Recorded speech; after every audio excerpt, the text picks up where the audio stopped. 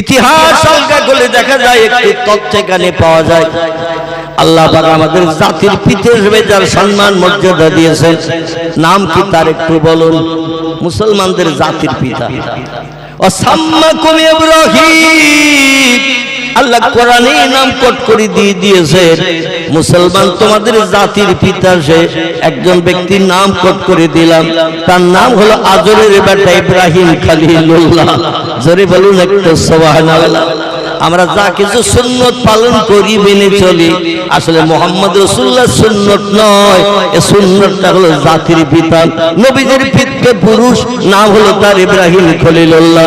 তিনি মাথায় টুপি দিতেন, নবী তাই পছন্দ করে দিয়েছেন। তিনি মুখে দাড়ি রাখতেন, নবী তাই পছন্দ করে রেখেছেন। তিনি লম্বা হাঁটুর নিচে জামা গায়ে দিতেন, নবী তাই পছন্দ করে গায়ে দিয়েছেন। তিনি 82 বছর বয়সে খাতনা দিয়েছেন, মুসলমানি করেছেন। এই জন্য উম্মতে মুহাম্মাদীদের খাতনা দিয়ে ইব্রাহিম নবীর সুন্নত আদায় করতে হয়। ঠিক বললাম না ভুল বললাম? আমাদের খাতনা দেওয়ার পরিকল্পনা হলো ইব্রাহিম নবীর বয়স যখন 80, মতান্তরে 82। আল্লাহ বলেন লিঙ্গের মাথার চামড়া কেটে দাও। ওই লিঙ্গের চামড়ার ভিতরে যে ময়লা থাকে, দূষিত পয়জন থাকে, দুর্গন্ধ যুক্ত জিনিস থাকে, ওগুলো লিঙ্গের ভিতরে থাকলে তোমার ইবাদত বন্দেগী কবুল হবে না। শরীরের বাইরের অংশ তোমার পবিত্র রাখতে হবে, এজন্য তুমি খাতনা দাও। ইব্রাহিম বলেন আল্লাহ বয়স হয়ে গেছে 80-82 বছর, খাতনা দেব কি করে? আল্লাহ বলেন লোকালয় থেকে বাইরে চলে যাও। বুঝতে পারছি গুপ্তাঙ্গ কাউকে দেখাতে পারবে না, বয়স হয়ে গেছে, মান সম্মান ইজ্জতের ব্যাপার দাঁড়িয়ে গেছে। জঙ্গলের দিকে চলে যাও, যেখানে লোকজন থাকে না, সেখানে গিয়ে খাতনা দাও। পয়গম্বর বলেন কিভাবে দেব? আল্লাহ পাক একটু বেরেন মগজে যুক্তি দিয়ে দিলেন। ফাকাজাল ফাসা ফি উনুকিহি, উনি ওনার কাঁধে একটা কুড়ুল নিয়েছিলেন। কুড়ুল কাটছালা করে কি দিয়ে? একটু জোরে বলে আল্লাহু আকবার। আপনাদের দেখছি আস্তে শিরশিপি আসছে।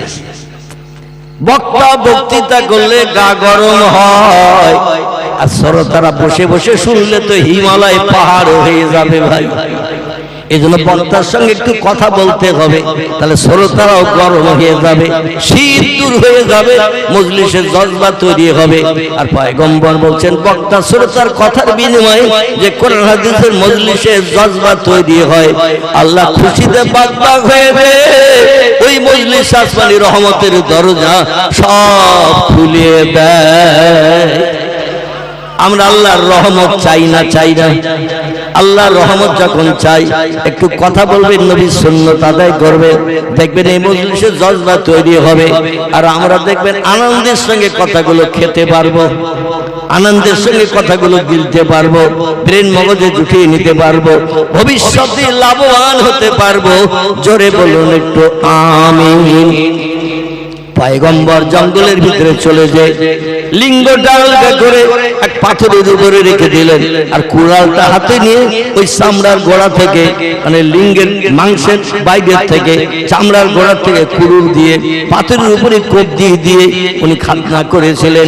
আমাদের এখন 5-7 বছর বয়সে খাতনা দেয়া হয়, মানে মান সম্মান ইজ্জত সম্মান যত সময় না আসে ওরই ভিতরে খাতনা দেয়া হয়। কারণ একটু বয়স বেশি হলে 12-14 বছর বয়স হয়ে গেলে কারো পায়জামা খুলতে দেবে, প্যান্ট খুলতে দেবে, ও লাথি মেরে কোন দিকে খাতনা করা সাত মিটিয়ে দেবে তার ঠিক নাই। এই জন্য বাচ্চা বেলায় যখন মান সম্মান ইজ্জত খুব বেশি যখন হয় না, তখন এই বাচ্চা বেলায় তারে খাতনা দেয়া হয়। এটা হলো ইব্রাহিম নবীর সুন্নত। আমাদের পয়গম্বর এই জন্য উম্মতি মুহাম্মাদীদের জন্য ইব্রাহিম নবীর সুন্নত আদায় করার নির্দেশ দিয়েছেন। জোরে বলুন একটু সুবহানাল্লাহ। ইব্রাহিম নবীর বেটা ছিল 2টি। বক্তৃতা একটু লম্বা হয়ে আসছে, আমি খুব শর্ট করে নিয়ে আসছি কোরআনের আয়াতের দিকে। পয়গম্বরের জবানে একটি হাদিস আপনাদের কাছে পরিবেশন করেছি, সেদিকে নিয়ে যাব। তো একটু নবীজির শানে মহব্বতে দরুদ শরীফ পড়তে আপত্তি আছে? তাহলে একটু জজবা তৈরি করে নবীজির শানে একটু দরুদ শরীফ আমরা পড়ে নেই। আল্লাহুম্মা সাল্লি আলা মাওলানা মুহাম্মদ ওয়া আলা আলি সাইয়্যিদিনা মাওলানা। আবু জেহেল বলে ও মুহাম্মদ, আবু জেহেল বলে ও মুহাম্মদ, তুমি আমায় তোলো না, মানব আমি খোদার হাবিব তাজেদারে মদিনা।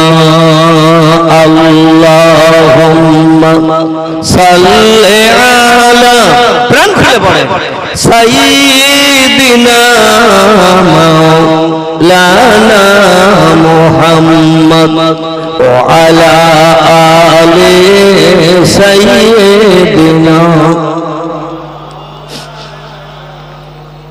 হাত বাড়িয়ে রাসূলুল্লাহ, হাত বাড়িয়ে রাসূলুল্লাহ আবু জেহেলকে তুলিলেন, ঈমান আনার তরে বহু অনুরোধ যে করিলেন। আবু জেহেল বলে ও মুহাম্মদ, তুমি বড় জাদুঘর, মানব না কো খোদার হাবিব, পড়ব না কালেমা তোমার। রাসূলুল্লাহকে সবাই চিনিল, রাসূলুল্লাহকে সবাই চিনিল, কেবল আবু জেহেল চিনল না, তিনি হলেন খোদার হাবিব তাজেদারে মদিনা। আল্লাহুম্মা সাল্লি আলা সাইয়্যিদিনা মাওলানা মুহাম্মদ ওয়া আলা আলি সাইয়্যিদিনা। প্রাণ খুলে কলেমার জিকির, লা ইলাহা ইল্লাল্লাহ, লা ইলাহা, লা ইলাহা ইল্লাল্লাহ মুহাম্মাদুর রাসূলুল্লাহ। কাক ডাকে কাকা রবে, কাক ডাকে কাকা রবে, কোকিলের স্বর মধুর লাগে, ডাকে সেই শীতের হাওয়ায়, আল্লাহ ছাড়া মাবুদ নাই বলো, লা ইলাহা ইল্লাল্লাহ, লা ইলাহা, লা ইলাহা ইল্লাল্লাহ মুহাম্মাদুর। নবী ও বকর গারে সুরে, নবী ও বকর গারে সুরে, সেই নামের জিকির করে, তাই না দেখে মাকড় সাথী জাল বুনিয়া যায়, কবুতর সে পাশে বসে শরণ কর পায়ে, বলো লা ইলাহা ইল্লাল্লাহ, লা ইলাহা, লা ইলাহা ইল্লাল্লাহ মুহাম্মাদুর রাসূলুল্লাহ। যে লোকটি কলেমা পড়ে সে হলো ঈমানদার, আর যে লোকটি কলেমা পড়ে না সে লোকটি কি? ঈমানদারের বিপরীত শব্দ কি? বেঈমান, কাফের। ঈমানদার সেই লোকটি যে কলেমা পড়ে আল্লাহর স্রষ্টা হিসেবে বিশ্বাস করে, আর পয়গম্বর মুহাম্মদ রাসূলুল্লাহকে সেরা নিতাই হিসাবে অন্তরে স্বীকারোক্তি দেয়। এই লোকটি হলো পৃথিবীর ঈমানদার। ঈমান শব্দটি হলো আরবি ভাষা, এর বাংলা অর্থ হলো বিশ্বাস। কি নাম বললাম? ঈমান শব্দের বাংলা অর্থ হলো বিশ্বাস। আল্লাহকে আমরা কেউ দেখতে পেয়েছি কোনোদিন? যতদিন বাঁচবো দেখতে পাবো। আমাদের বাপদাদারাও কোনোদিন আল্লাহরে দেখেছে, তারাও স্রষ্টারে দেখেনি। না দেখে বিশ্বাস করার নাম হলো ঈমান। জোরে বলুন আমিন। না দেখে বিশ্বাস করার নাম ঈমান। কিন্তু বর্তমান প্রযুক্তি যুগের বিজ্ঞানীরা বলছে যেটা চোখে দেখি সেটা বিশ্বাস করি, যেটা চোখে দেখি না সেটা বিশ্বাস করতে পারি না। এজন্য বিজ্ঞানীদের কি বলা হবে? ঈমানদার বলা হবে না বেঈমান বলা হবে? তারা আল্লাহরে দেখতে পায় না, তাই বিশ্বাস করে না। আর একটা জিনিস না দেখে বিশ্বাস করতে হবে, সেটি হল অল ইয়াউমিল আখিরা। কি বললাম? অল ইয়াউমিল আখিরা, পরকাল বলে একটা লম্বা জিন্দেগি আল্লাহ বানিয়ে রেখেছেন, যেটা মরণের পরে বান্দাদের নসিবে জড়বে। দুনিয়ায় বেঁচে থাকতে জান্নাত জাহান্নাম হাসরের মাঠ আমরা কেউ দেখতে পাবো? আর কেউ দেখতে পেয়েছে? কিন্তু পরকালে লম্বা জিন্দেগি একটা আছে না নাই? অল ইয়াউমিল আখিরা, পরকালে লম্বা জিন্দেগি, এটা আমাদের না দেখে বিশ্বাস করতে হবে। এই বিশ্বাস করার নাম হলো ঈমানদার। যারা পরকাল বিশ্বাস করে না, যারা বলে দুনিয়া হলো ক্ষণস্থায়ী, আজকের বেঁচে আসো আগামীকাল থাকবে, এই সার্টিফিকেট আমরা দিতে পারবো না। এই জন্য ভবিষ্যতের জন্য কোনো আশা উঠিয়ে রেখো না। মনে যখন যেটা ইচ্ছা হবে সঙ্গে সঙ্গে পূরণ করে শখ সাধ মিটিয়ে নাও, কারণ মরে গেলে তোমার জীবনের শখ আর কেউ মিটাতে পারবে না। এই জন্য বিজ্ঞানীরা আরেকটা তথ্য দিয়েছে। ওরা বলছে আনন্দ করো, ফুর্তি করো, খাও আর মরো, মরণের পর আর কিচ্ছু নাই। 4 ভাগ দার্শনিক, দর্শন শাস্ত্রের লোক, 12 ক্লাসে পড়ানো হয় ফিলোসফি। এই দর্শন শাস্ত্রে 4 ভাগ দার্শনিকরা বলছে দুনিয়া হলো আনন্দের জায়গা, দুনিয়া হলো ফুর্তির জায়গা। যতদিন বেঁচে আছো আনন্দ করো, ফুর্তি করো, খাও আর মরো, মরণের পর আর কিছু নাই। আচ্ছা, ওরা ওটা বিশ্বাস করে মরণের পরে কিছু নাই, আমরা বিশ্বাস করি? আমরা কোরআন পাকের সূরা বাকারার আয়াতটাকে বিশ্বাস করি। বিসমিল্লাহির রহমানির রহিম।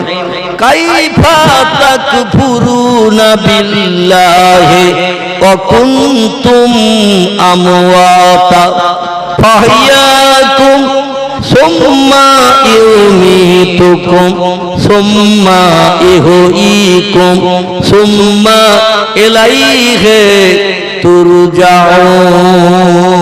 জোরে বলুন আল্লাহু আকবার। আল্লাহ বলছেন বান্দা বান্দিরা, তোমার মায়ের সঙ্গে যখন তোমার পিতার বিয়ে হয় নাই, কোথায় ছিলে তুমি? তখন বিজ্ঞান ডাকো, দর্শন ডাকো, ইঞ্জিনিয়ার ডাকো, সাহিত্যিক ডাকো, ঐতিহাসিক ডাকো, ভৌগোলিক ডাকো, এমন যত নামি দামি জ্ঞানী ব্যক্তিত্ব আছে তাদের ডেকে জিজ্ঞাসা করো এই ছেলেটার সঙ্গে মেয়েটার বিয়ে দেওয়া হবে, বিয়ের পরে সংসার জীবনে সুখ ভোগ করবে, স্বামী স্ত্রীর মিলনের মাধ্যম দিয়ে সন্তান হবে, এদের বিয়ের পরে কটা ছেলে আর কটা মেয়ে জন্ম নেবে। ও বিজ্ঞান, দর্শন, ইঞ্জিনিয়ার, ডাক্তার, মাস্টার, সাহিত্যিক, একটু তত্ত্ব দিয়ে যাও, শুনে অ্যাডভান্স খুশি হই। বিজ্ঞানীরা দাঁড়িয়ে থাকবে না, শ্বশুর বাড়ি যাওয়ার নাম করবে। ও বলবে ব্যস্ত আছি চাচা, একটু শ্বশুর বাড়ি যাবো বলে বেরিয়েছি, সামনের বুধবারের দিন বাড়ি আসবো, তারপরে শুনে। এই ছেলে মেয়ের আজকের বিয়ে হচ্ছে, হোক, এরা সংসার যাপন করবে, স্বামী স্ত্রীর জীবন যৌবনের ক্ষুধা একে অপরের নিবারণ করবে, তারই মাধ্যম দিয়ে আল্লাহ সন্তান দান করবে। কটা ছেলে কটা মেয়ে হবে বুধবার দিন বাড়ি এসে বলবো। আচ্ছা, এই কথা বলে চাচারে আশ্বস্ত করে যদি বিজ্ঞান, দর্শন, ইঞ্জিনিয়ার শ্বশুর বাড়ি যায়, ও আর বাড়ি ফেরবে চাচার ভয়ে? ফেরবে? ও শ্বশুর বাড়ি অটোমেটিক ঘর জামাই রয়ে যাবে। কি জামাই? ঘর জামাই রয়ে যাবে, কারণ বাড়ি গেলেই তো চাচা ধরবে। এবার বলো কটা ছেলে কটা মেয়ে হবে? আমরা যেটা দেখতে পাই না সেটা দেখতে পাই কে? জোরে বলেন। আমরা যেটা দেখতে পাই না সেটা দেখতে পাই কে? আমরা যে কথা শুনতে পাই না সবার আগে শুনতে পাই কে? আমরা যে কাজটা তাড়াতাড়ি করতে পারি না, সে কাজটা সবার আগে করতে পারেন কে? তিনি হলেন আল্লাহ সুবহানাহু ওয়া তাআলা। তিনি বলছেন আমা উতিতুম মিনাল ইলমি ইল্লা কালিলা। চিল্লাই বলুন আল্লাহু আকবার। আল্লাহ বলছেন মানুষ তোমাদের ব্রেন মগজে যে জ্ঞান অর্জন করেছো, জনগণে বাস্তবে প্রতিফলন দেখিয়ে দিয়েছে। ক্যালকুলেটর মেশিন বানিয়েছো, কম্পিউটার মেশিন বানিয়েছো, রিমোট কন্ট্রোল বানিয়েছো, স্যাটেলাইট বানিয়েছো, ইন্টারনেট বানিয়েছো, উপগ্রহ বানিয়েছো, চন্দ্রযান বানিয়েছো, পাতাল রেল বানিয়েছো, রেডিও বানিয়েছো, ভিডিও বানিয়েছো, ভিসিআর বানিয়েছো, কোল্ড স্টোর হিমঘর বানিয়েছো, ফ্রিজ বানিয়েছো। এক ছোট্ট মেশিন পকেটে ভরে দিয়ে সিনেমা হলগুলো ভাঙার লাইন করে দিয়েছো। ঠিক বললাম না ভুল বললাম?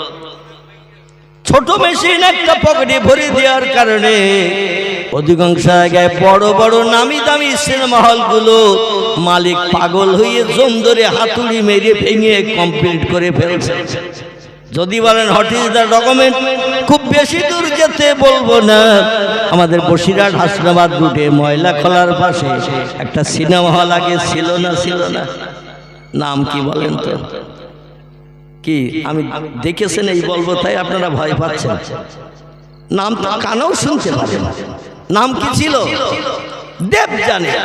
বসিরহাট থেকে বারাসাত রোড, মেন রোড, এই রোডে বসিরহাট ত্রিমুনি পার হয়ে যায় ডান হাতে একটা সিনেমা হল ছিল না? নাম ছিল তার কি? ফাল্গুনি। খোলাপোতা থেকে বাদুড়িয়ার দিকে যেতে বান্ধার একটা সিনেমা হল ছিল, নাম ছিল তার কি? বাবা, এইরকম উত্তর পেলে তো আমি খুব খুশি। আল্লাহু আকবার। আমি বলছি না আপনারা সিনেমা দেখতে গেছেন তাই নাম জানেন, ওই এমনি এমনি রাস্তা দিয়ে গেল, সাইনবোর্ড দেখলে নাম মুখস্থ হয়ে যায়, ঠিক কি না? ভেতরে ঢোকার দরকার নেই। বসিরহাট থেকে বারাসাতের দিকে যেতে বেড়াচাপা পেরিয়ে যে দেগঙ্গা বাজার আছে না নাই? দেগঙ্গা বাজারে ঢোকার আগে ব্যাকের পাশে ডান ধারে একটা সিনেমা হল ছিল। এর নামটা বলতে পারবেন? একটু দূরের হল না, রূপশ্রী। এর নাম ছিল তারা। কি নাম বললাম? তারা। বর্তমানে দেখতে গেলে একটা হল আর দেখতে পাবেন না। আমাদের মালঞ্চ নদী পার হয়ে যে ঘটক পুকুরের দিকে যাবে, ঘটক পুকুর থেকে ভাঙড়ের দিকে দেখতে পশাখাল পেরিয়ে দুটি সিনেমা হল ছিল। মুসলমানেরা বানিয়েছিল ব্যবসা করার জন্য। এই সিনেমার ব্যবসা করা যাবে নাকি? অবৈধ নারী পুরুষের চেহারা দেখিয়ে যুবক যুবতী আকৃষ্ট করিয়ে তাদের চরিত্র নষ্টের মূল কারখানা তৈরি হয় সিনেমা হলে। ঠিক বললাম না ভুল বললাম? ভুল বললে ধরে দেবেন। প্রত্যেকটি মানুষের ব্রেন মগজে সব কথা সত্য হয় না, তত্ত্ব ঠিক হয় না। নবী বলছেন কুল্লু বনি আদমা খাত্তাউন, প্রত্যেকটা আদম বংশধর ভুলে ভরা গুনাহগার। গোনা নাই এমন মানুষ পৃথিবীতে কেউ নাই, তবে কম বেশি আছে। কথা বললে ভুল হয়, কাজ করলে ভুল হয়, ঠিক না ভুল? একটা অচল মানুষ, প্যারালাইজড মার্কা লোক, সারা জীবন যদি বসে থাকে সেখানে পেশাব পায়খানা করে, এর কোনো কাজের ভুল আপনি খুঁজে পাবেন? মানে কাজই মোটে করে না, তাহলে কাজের ভুল পাবে না। যে লোকটি বোবা, কথাই বলতে পারে না জন্মের পর থেকে, এর কথার কোনো ভুল খুঁজে পাওয়া যাবে? কিন্তু যারা কথা বলে তাদের কথার ভুল মিস্টেক হয়। এই জন্য আমার বক্তৃতায় যদি মিস্টেক হয় ধরে দেবেন, আমি অধম সংশোধন করে নেব। একজন ব্যক্তি ভুল করে সংশোধন করেনি, আল্লাহ লানাতের জিনজিরি তার গলায় পরিধান হয়েছে। লোকটা কে বলেন তো? এ লোকটার নাম কি? না, আল্লাহর একটা হুকুমের খেলাফ করার কারণে আলহামদুলিল্লাহ। তাহলে রাঘবপুরের মানুষের মাথায় মাল আছে, মোটামুটি মাল আছে। কিছু তথ্য দিতে সুবিধা পাবো আমি।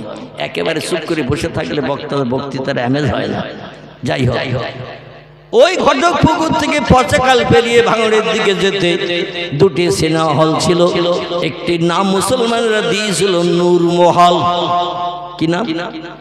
পয়গম্বর সম্পর্কে আল্লাহ বলছেন কদ জাআকুম মিনাল্লাহি নূরু ওয়া কিতাবুম মুবিন। জোরে বলুন আল্লাহু আকবার। আল্লাহ বলছেন বিশ্ববাসী তোমাদের কল্যাণের জন্য, উপকারের জন্য, বিপদে মুসিবতে সাহায্যের জন্য, লাভজনক ব্যবসা করে জান্নাত হালাল বানানোর জন্য আমার তরফ থেকে দুটি নেয়ামত, তোহফা, গিফট, অনুদান পৃথিবীতে আমি পাঠিয়ে দিয়েছি। এই দুটি জিনিস যদি জীবনের সঙ্গে তোমরা মিলিয়ে নিতে পারো, দুটি জিনিসকে যদি তোমরা আমল দিতে পারো, ফালা আলাইকা, আর কোনো জিনিসের প্রয়োজন তোমাদের হবে না। মা ফাতাকা মিনহু, ওই দুটি জিনিস তোমাদের দুনিয়া, কবর, হাসর, পরকাল সব জায়গায় তোমাদের নিষ্কৃতির ব্যবস্থা হয়ে যাবে। চিল্লায়ে বলুন একটু সুবহানাল্লাহ। দুটির একটি নাম আল্লাহ বলছেন কদ জাআকুম মিনাল্লাহি নূর। আল্লাহ বলছেন তোমাদের কল্যাণের জন্য, উপকারের জন্য, সংসার জীবনের সুখ ভোগের জন্য, বিপদ মুসিবতে নিষ্কৃতি পাওয়ার জন্য, দুশ্চিন্তা হয়ে মুক্ত হওয়ার জন্য আমি প্রথমে একটি জিনিস তোহফা স্বরূপ, গিফট স্বরূপ, অনুদান স্বরূপ ও মনুষ্য জাতি তোমাদের ঘরে পাঠিয়ে দিলাম। একটির নাম হলো আরবিতে নূর। কি নাম? আল্লাহ বলছেন মিনাল্লাহি নূর, আমি আমার তরফ থেকে একটি নূর পাঠিয়ে দিলাম। আরবিতে তার নাম নূর, ইংরেজিতে তার নাম হলো লাইট, বাংলায় তার নাম হলো জ্যোতি বা আলো। আল্লাহ বলেন তোমাদের একটি আলো পাঠিয়ে দিলাম কল্যাণের জন্য, উপকারের জন্য। এই আলোর মাধ্যম দিয়ে আমরা কোনো লাভ পাই না, লস হয়? লাভ পাই না, লস হয়?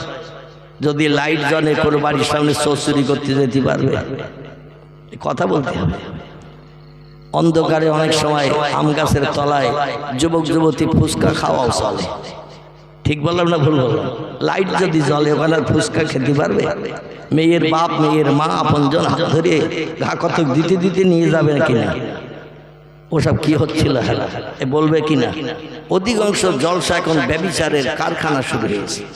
গতকাল আমার প্রোগ্রাম ছিল নদিয়া জেলায়, সেখানে জলসায় যতটা না লোক তার অন্তত 20 ডবল লোক শুধু মেলায় বাজারে। গতকাল আমার প্রোগ্রাম ছিল নদিয়া জেলায়, তো 20 ডবল লোক শুধু বাজারে মেলায়। যেমন যুবক তেমন যুবতী, যেমন নারী তেমন পুরুষ।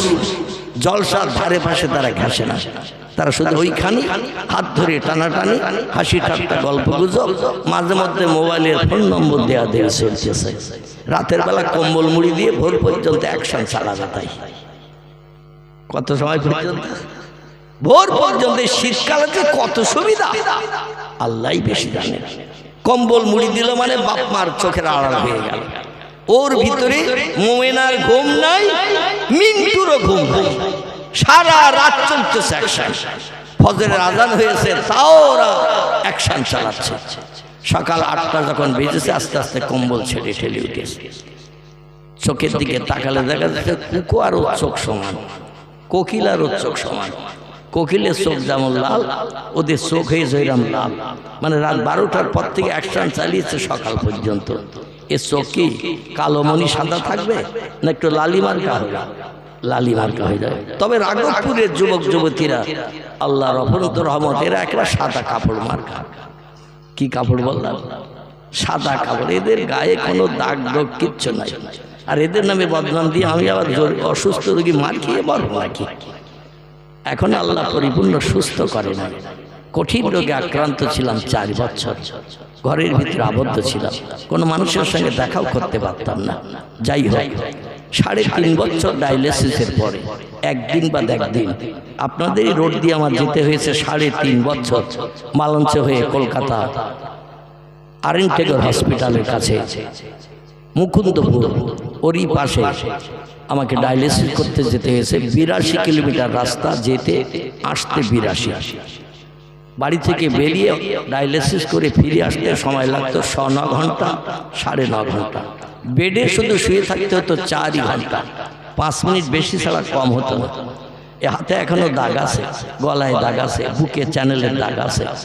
মানে জড়ো জড়ো করেছে সব মোটা মোটা ওই গরু ফুরুনের সুস ফুটিয়ে ফুটিয়ে শিরার ভিতরে ফুটিয়ে দিয়ে বেলাটগুলো টেনে মেশিনে শোধন করে আবার আরেকটা সুস এখানে ফুটিয়ে একটা এখানে একটা এখানে একটা এখানে এইভাবে ফুটিয়ে ফুটিয়ে বেলাটগুলো সংশোধন করে পানিগুলো বার করে রক্তগুলো আবার ঢুকিয়ে দিত।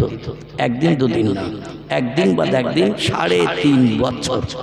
তারপরে কলকাতা আরএনটেগর হসপিটালে গত 2024 সালের 18 জানুয়ারি আমি অধম অপারেশন হই। আমার এই পাজরের কাঠি থেকে নিয়ে কুস্কি পর্যন্ত পুরো পেট ফাড়া 21টা সেলাই, পুরো পেটের সেলাই 21টা, পুরো পেট ফেড়িয়ে আমার 2টি কিডনি টোটাল ড্যামেজ হয়ে গিয়েছিল, অচল। 24 ঘন্টায় 2 থেকে 3 ফোঁটার বেশি পেশাব হতো না। 24 ঘন্টার ভিতরে পানি যা খেতাম সব দেহের ভিতরে জমে যেত। ব্যাং মরে গেলে 3-4 দিন পরে যেমন ফুলিয়ে যায়, আমার চেহারার অবস্থা ওই রকম ফুলিয়ে যেত। আবার ওই পানি বার করলে চেহারাটা আবার একটু চুপসে যেত। এইভাবে অপারেশন না হওয়া পর্যন্ত আমাকে এইভাবে দৌড়াতে হয়েছে। চিরসুখী জন ভ্রমে কি কখন ব্যথিত বেদনা বুঝিতে পারে, কি যাতনা বিষে বুঝিবে সে কিসে, কবু আসি বিষে দংশে নিজারে। সাপে যার কেটেছে সেই জানে বিষের জ্বালা যন্ত্রণা কি, সাপ যারে সবল দেয়নি বিষক্রিয়া রক্তের ব্লাডের সঙ্গে কানেকশন করেনি, সে সাপের বিষের জ্বালা যন্ত্রণা কি বুঝতে পারবে? কোনদিন তার পক্ষে বোঝা সম্ভব নয়। আল্লাহ পাক কঠিন রোগ যাদের দিয়েছেন তারাই জানে রোগের জ্বালা যন্ত্রণা কি। সারাটি রাত বালিশ পাতা করে বসে থাকতে হতো, শুয়ে পড়লেই শ্বাস নিঃশ্বাস বন্ধ হয়ে যেত। 2টি সিলিন্ডার, গ্যাস সিলিন্ডার মাথার পাশে রাখা থাকতো, অক্সিজেন দেয়া হতো শ্বাস নিঃশ্বাসটা যাতে বার হয়। কবরের যাত্রী আল্লাহ বানিয়েছিলেন অধমকে। বাংলা একটি প্রবাদ আছে, রাখে আল্লাহ মারে কে, মারে আল্লাহ রাখে কে। এই প্রবাদটা যে 100% সত্য, 100-এর ভিতরে 100% সত্য। অধমকে দিয়ে আল্লাহ সেটা প্রমাণ দেখিয়ে দিয়েছেন। গ্রামের 98% মানুষের ধারণা ছিল আমি অধম আর বাঁচব না। আমার ওজন ডায়ালিসিস করতে করতে হয়ে গিয়েছিল মাত্র 45 কেজি। এখন এই যে দেহ দেখছেন 59-59.5 কেজি ওজন। তখন ডায়ালিসিসের সময় 3 বছর ওজন ছিল 45 কেজি। শুধু হাড়ের গায়ে চামড়াটা লাগানো ছিল, মাংস গোশত কিছুই ছিল না। সেই খোদার কসম খেয়ে বলি, এই যে চেয়ারে বসে বক্তব্য রাখছি, একটু জমিনে বসারও ক্ষমতা ছিল না, পাছার হাড় ফুটে যেত এমন করে জমিনে বসলে, এমন অবস্থা ছিল। গ্রামের মানুষ ধারণা করতো মাইকে কখন অ্যালোয়ান্স হবে, মৌলভী কালাম মারা গেছে, একটু জানাজা পড়তে যাব। আল্লাহ পাক কবরের যাত্রী কি আজ চেয়ারে বসিয়ে দিন শরীয়তের 2-4 কথা বলার সুযোগ করে দিয়েছে। এজন্য শুকরিয়া মাবুদের করব না ইবলিস শয়তানের করব? কার করব শুকরিয়া? কোটি কোটি কোটি কোটি সুযোগ শুকরিয়া সেই মাবুদের জন্য। তবে আল্লাহ পাক কোরআন পাকে জানিয়েছেন, আমার কাছ থেকে যদি কোনো বান্দা বান্দি সাহায্য পেতে চাও, উপকৃত হতে চাও, বিপদে মুসিবতে যদি লাভবান হতে চাও, তোহফা গিফট পেয়ে যদি তোমরা খুশি হতে চাও, 2টি কাজ একটু কম বেশি করে নাও। কটি? 2টি কাজ একটু কম বেশি করো, তাহলে আমার করুণা রহমত বরকত থেকে তোমরা বঞ্চিত হবে না। কোরআন বলছি, ফালিয়াদহাকু কালিলাও ওয়ালিয়াবকু কাসীরা। একটি কাজ একটু কম কম করবে, একটি কাজ একটু বেশি বেশি করবে। এই 2টি কাজ যারা আমার কোরআন মোতাবেক করবে, আমি আল্লাহ তাদের পাশে সাহায্যের জন্য রহমতের হাত বাড়াই।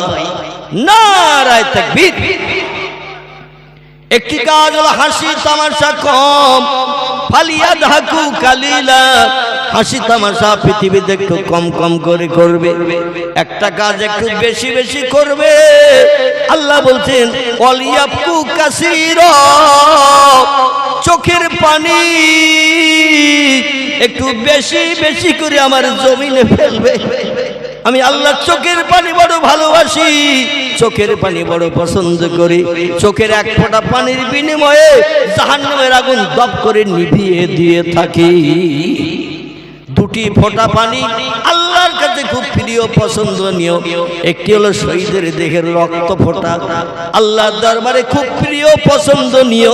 কোন ব্যক্তি যদি মসজিদের জন্য, মাদ্রাসার জন্য, কোরআনের জন্য, ইসলামের জন্য টুপি মাথায় রাখতে যে, মুখে দাড়ি রাখতে যে, লম্বা জামা গায়ে দিয়ে রাস্তায় চলতে যে, ভিন ধর্মাবলম্বীরা হিংসুকতার মনোভাব নিয়ে আপনার যদি প্রাণ নাশ করে দিয়ে দেয়, দেহ ফ্র্যাকচার করে দিয়ে, গলা কেটে দিয়ে কিংবা অঙ্গ প্রত্যঙ্গ কেটে কেটে দিয়ে রক্ত প্রবাহিত করে দেয়, আল্লাহ নবী বলছেন শহীদের এক ফোঁটা রক্ত আল্লাহর কাছে এত প্রিয়, দুনিয়ার সমস্ত সম্পদ যদি ডালপালার আরেক দিকে চাপানো হয়, রক্ত ফোঁটার দিকে মণিকাটা ঝুঁকে যাবে।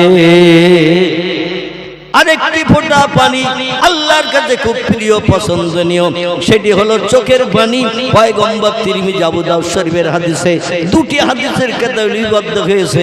ইমাম আবু ঈসা তিরমিজি রাহমাতুল্লাহ আলাইহি, ইমাম আবু দাউদ রাহমাতুল্লাহ আলাইহি লিপিবদ্ধ করেছেন, চোখের কোণা দিয়ে আল্লাহর জাহান্নামের ভয় ভীত হয়ে, আল্লাহর আযাবের ভয় ভীত সন্ত্রস্ত হয়ে কোন বান্দা যদি চোখের কোণা দিয়ে মাছির মাথার ন্যায়, হাদিস শরীফে মাছির কথা উল্লেখ করা হয়েছে, মাছির মাথা মোটা না বডি মোটা?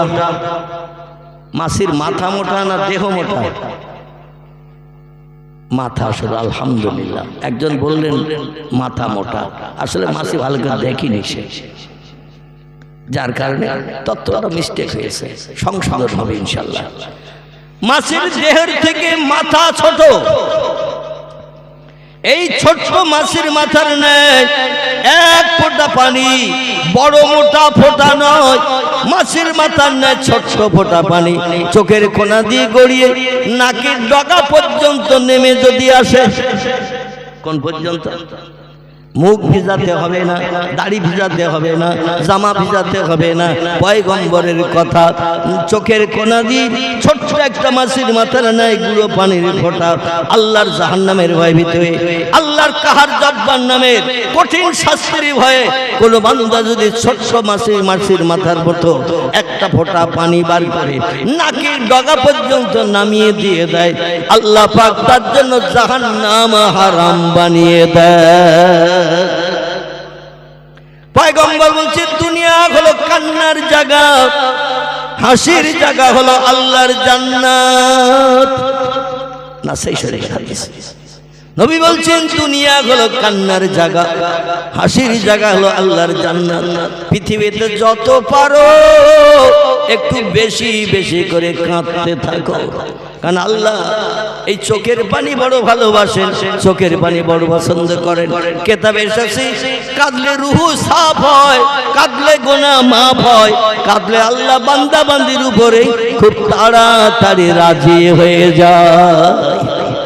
তবে এই কান্নার একটা সময় আছে, সকালবেলা, দুপুরবেলা, বিকালবেলা, সন্ধ্যাবেলা, রাত্রে খেয়ে দিয়ে শোয়ার সময় একটু কানলে লাভ হবে কি? দ্বন্দ্বে পড়ে গেছেন। আল্লাহ কোরআনে তত্ত্ব দিচ্ছেন, কোরআন পাকের 15 পারা সূরা বনী ইসরাইলের ভিতরে কাঁদতে হবে কখন, সে তত্ত্ব আল্লাহ কোরআনে কোট করেছেন। তবে দুর্ভাগ্য আমাদের, আমরা কোরআন পাক একটু পড়িও না, মানে মতলব জানার চেষ্টা ভাবনা করি না। মাঝে মধ্যে কোনো ব্যক্তি পড়ে, পাশ দিয়ে হেঁটে যায়, যখন থেকে জিলিপির পেশের মতো সব বেকা বেকা লেখা, তেলা পাকার পায়ের মতো কোরআনের অক্ষরগুলো সব বেকা বেকা লেখা, চশমার ফ্রেমের মতো এর থেকে ওর থেকে জোড়া। ওই পুস্তকে লেখা আরবি ভাষা কোরআন, এতে লাভ বানি কিছু নাই। চিল্লায়ে বলুন একটু নাউজুবিল্লাহ। কোরআনে লাভ বানি আছে না নাই? আল্লাহ তো সরাসরি এসে আমাদের বুঝাতে পারবে না, সরাসরি এসে বলতে পারবে না। কোরআন পাঠিয়ে দিয়েছেন, অনুধাবন করব, কোরআন পড়ব, মানে মতলব বুঝবো, সে মতো যদি আমল করি আমরা লাভবান হব না ব্যবসায় লস হবে? আমাদের লাভবান হব না ব্যবসায় লস হবে? লাভবান হব। সকলে বলি আমিন, জোরে বলুন একটু আমিন। আল্লাহ কোরআন পাকের 15 পারা সূরা বনী ইসরাইলের ভিতরে কান্নার সময় বলে দিলেন, জোরে বলুন আল্লাহু আকবার। ومن الليل فتهجد به نافلة لك عسى أن يبعثك ربك مقاما محمودا জোরে বলুন আল্লাহু আকবার। আল্লাহ বলছেন বান্দা আমার কাছ থেকে যদি কিছু পেতে চাও, আমার কাছ থেকে সাতজনই মুখে যদি হাসি পড়তে চাও, বিপদ মুসিবতে নিষ্কৃতি পেতে চাও, ডাক্তারকে যদি দেখাতে না চাও, মাস্টারের কাছে যুক্তি যদি না চাও, একটা কাজ করো, রাত্র দ্বীপ প্রহরের পর থেকে নিয়ে ফজরের আযান ধ্বনির আগ পর্যন্ত একটা নামাজ আমি কোরআনে কোট করে দিয়ে দিয়েছে। এই নামাজটির নাম কি রাঘবপুরের মানুষেরা বলেন? এ নামাজের নাম আলহামদুলিল্লাহ। আলহামদুলিল্লাহ। শুধু 5 ওয়াক্ত নামাজ পড়লে কাজ হয় না। 5 ওয়াক্ত নামাজ পড়লে আল্লাহরে রাজি করা যাবে না। আল্লাহর দুনিয়ায় বাস করতে গেলে 5 ওয়াক্ত নামাজ মাস্ট, অবশ্য কর্তব্য। আল্লাহর দুনিয়ায় বাস করবে, আল্লাহ নেয়ামত খাবে, আল্লাহর অনুদান বিবি বাচ্চা নিয়ে সংসার জীবনে সুখ ভোগ করবে, আল্লাহ জমিনে ঘর বেঁধে বাস করবে। এই জন্য 5টা বার একটু মসজিদে যেয়ে কপাল ঠেকাতে হবে। এটা দুনিয়ায় বাস করতে গেলেই ওই বান্দার জন্য অবশ্য কর্তব্য, করতেই হবে। কিন্তু আল্লাহকে যদি রাজি করতে চাও, আল্লাহর কাছ থেকে কোনো তোহফা গিফট যদি পেতে চাও, আরো বাড়তি নামাজ আছে না নাই? আছে না নাই? এই 5 ওয়াক্ত নামাজ কি শেষ? আল্লাহু আকবার। ফজরের নামাজের পর একটা নামাজ আছে, নাম হলো তার ইশরাক। কি নাম বললাম? ইশরাক। ইশরাক বেলা 10টার পরে একটা নামাজ আছে, নাম তার চাষ। মাগরিবের নামাজের পরে একটা নামাজ আছে, নাম তার আওয়াবিন। রাত্র দ্বীপ প্রহরের পর থেকে নিয়ে ফজরের আযানের আগ পর্যন্ত একটা নামাজ আছে, এই নামাজটির নাম হলো তাহাজ্জুদ। কি নাম? এই নামাজগুলো নফল নামাজ। ইশরাকের নামাজ, চাশতের নামাজ, আওয়াবিনের নামাজ, তাহাজ্জুদের নামাজ, এগুলো ফরজ, অবশ্য কর্তব্য নয়। আল্লাহর দুনিয়ায় বাস করতে গেলে অবশ্য কর্তব্য 5 ওয়াক্ত ফরজ, এটা প্রত্যেক আদায় করতে হবে। আর মালিককে যদি রাজি করতে চান, মালিকের কাছ থেকে জীবনের সমস্যার সমাধান পেতে চান, মেম্বারের কাছে যদি যেতে না চান, প্রধানের কাছে দরখাস্ত দিতে যদি না চান, থানার ওসিরে যদি বশ করতে না চান, দুনিয়ার কোনো ব্যক্তির সঙ্গে বন্ধুত্ব করে ঘরে চুরি ডাকাতি বদমাইশি হিংসাত্মক মনোভাব আমার সঙ্গে আপনার সঙ্গে যাতে না করে, এই জন্য কোনো ব্যক্তির সঙ্গে বন্ধুত্ব করছেন, অবৈধ কাজ করে, মদ খায়, সুদ খায়, ব্যভিচারী করে, মানুষ প্রাণ নাশ করে, বিবি বাচ্চার বিদ্রোহীন করে, ওর সঙ্গে বন্ধুত্ব রেখেছি যাতে আমার আপনজন কারো ক্ষতি না করে। আল্লাহ বলছেন কারো সাহায্যের প্রয়োজন দরকার নাই, আমি আল্লাহ বান্দাদের জন্য এনাফ। এর বাংলা নাম হলো যথেষ্ট। জোরে বলুন সুবহান। এই নামাজটির নাম হলো তাহাজ্জুদ। সব নামাজের ভিতরে উত্তম নামাজ হলো তাহাজ্জুদ। এই নামাজটা রাত্র 12টার পর থেকে নিয়ে ফজরের আযানের আগ পর্যন্ত লম্বা সময় এই নামাজটা পড়া যায়। পৃথিবীতে 2টি দলের মানুষ, খুব ভালো করে শুনবেন, পৃথিবীতে 2টি দলের মানুষ এই দুনিয়ায় রাতে ঘুম তারা ঘুমাননি, বিবি বাচ্চার প্রেমাসক্ত হয়ে অর্থ উপার্জনের জন্য দৌড়াদৌড়ি ছুটাছুটি করেননি। আল্লাহ যাতে খুশি তারা তাতে খুশি। এ দলের নাম হলো 2টি। কটি বলা? ধন্দে পড়েছেন আপনারা? ধন্দে পড়তে হবে না, তথ্য দেই, বুঝো, তারপর ইনশাল্লাহ আমার সঙ্গে একমত হবে। একটি দলের নাম হলো নবী আম্বিয়ার দল, একটি দলের নাম হলো ওলি আউলিয়ার দল। আর যত দলের মানুষ পৃথিবীতে আমরা বাস করি, আলেম আছে, হাফেজ আছে, কারি আছে, মুফতি আছে, মসজিদের ইমাম আছে, মুয়াজ্জিন আছে, মুক্তাদি আছে, মুসল্লি আছে, চাষি আছে, তাঁতি আছে, কামার আছে, কুমোর আছে, সুতর আছে, ধোপা আছে, নাপিত আছে, ডাক্তার আছে, কবিরাজ আছে, মাস্টার আছে, হাকিম আছে, জজ আছে, উকিল আছে, ব্যারিস্টার আছে, বিজ্ঞান আছে, দর্শন আছে, ইঞ্জিনিয়ার আছে। এইভাবে যত দলের মানুষ পৃথিবীতে বাস করে এরা কিন্তু আল্লাহর আপন নয়। বোঝা গেল? এখনো বুঝতে পারেনি, আরেকটু এগিয়ে যেতে হবে। দলগুলোর নাম শুনুন, যদি কোনো দলের নাম বাদ যায় ওটাও ঢুকিয়ে নিয়ে নেবেন। চাষি, তাঁতি, কামার, কোমর, সুতর, ধোপা, নাপিত, ডাক্তার, কবিরাজ, হাকিম, জজ, উকিল, ব্যারিস্টার, বিজ্ঞান, দর্শন, ইঞ্জিনিয়ার থেকে শুরু করে আলেম, হাফেজ, কারি, মুফতি, মসজিদের ইমাম, মুয়াজ্জিন, মুক্তাদি, কোন দলের মানুষ আল্লাহর আপন নয়। মনে মনে যেন ধারণা করবেন না হুজুর আমাদের ইমামের নামে বদনাম দিয়ে গেল। আছে তো পাশে বসে, ওনার ইমামতি কত বছর আমি জানি না, আমি অথবা আমার ইমামতি চলছে বর্তমান 40 বছর। ক বছর? 1985 থেকে নিয়ে 2025, ক বছর হয়? এই 40 বছর আমার ইমামতি চলছে।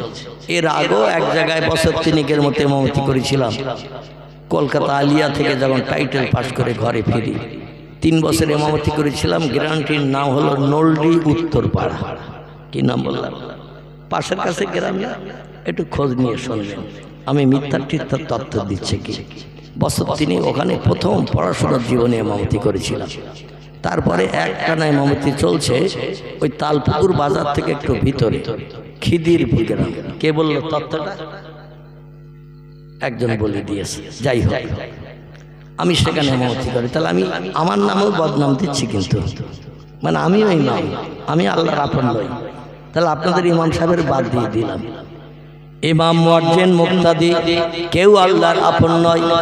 এবার আলেম বলি, হাফেজ বলি, কারি বলি, মুফতি বলি, যত দলের মানুষ আছে এরাও কিন্তু আল্লাহর আপন নয়। আমিও কম বেশি তাদের দলে একটু পড়বো না। আমার নিজের বাদ দিয়ে কিন্তু বলছি না, আমিও মৌলবী, কোরআন হাদিসের জ্ঞান কম বেশি আল্লাহ মগজে দিয়েছেন।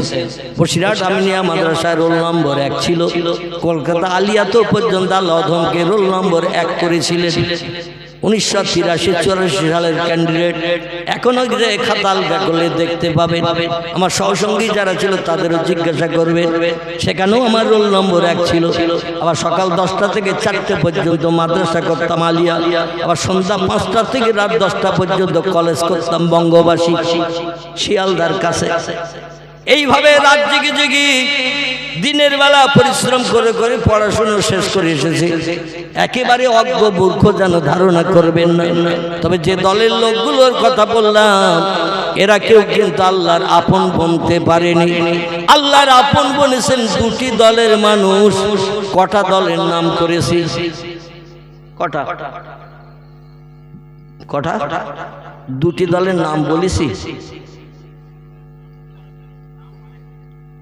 আমি কিন্তু নাম বলেছি একটি দলের, তার নাম হলো নবী আম্বিয়ার দল। মনে আছে? আর একটা দলের মানুষের নাম বলি নাই, সেই নামটা হলো ওলি আউলিয়ার দল। এই 2টি দলের মানুষের জীবনী আল্লাহ কোরআনে ভরে দিয়ে দিয়েছেন। আলেম, হাফেজ, মুফতি, কারীর জীবনী আল্লাহ কোরআনে ভরেননি। মসজিদ ইমামের জীবনী আল্লাহ কোরআনে ভরেননি। মুয়াজ্জিন আযান দেবে হাসরের মাঠে, গলা সব থেকে লম্বা হবে, মুয়াজ্জিনের কপালে নূরের চমক জ্বলবে। আল্লাহর ফেরেশতারা চিহ্নিত করবে নূরের চমক দেখে কপালে লাইট জ্বলে জ্বলে উঠবে। ইনি হলেন মুয়াজ্জিন, মানুষকে আহ্বান করেছে নামাজের জন্য। এনার চেহারাটা লম্বা হবে হাসরের মাঠে, আর কপালে নূরের চমক জ্বলবে। এও কিন্তু আল্লাহর আপন বনতে পারেনি। আপন বনেছে নবী আম্বিয়ার দল, আপন বনেছে ওলি আউলিয়ার দল। টোটাল আল্লাহর সত্য কোরআন আলগা করে একটু তথ্য নিয়ে নেন, দেখবেন এই 2টি দলের মানুষের জীবনী আল্লাহ পছন্দ করে কোরআনে ভরে দিয়েছে। নারায়ে তাকবীর। নবীদের ভিতরে কিছু নবীর জীবনী আল্লাহ কোরআনে কোট করেছেন।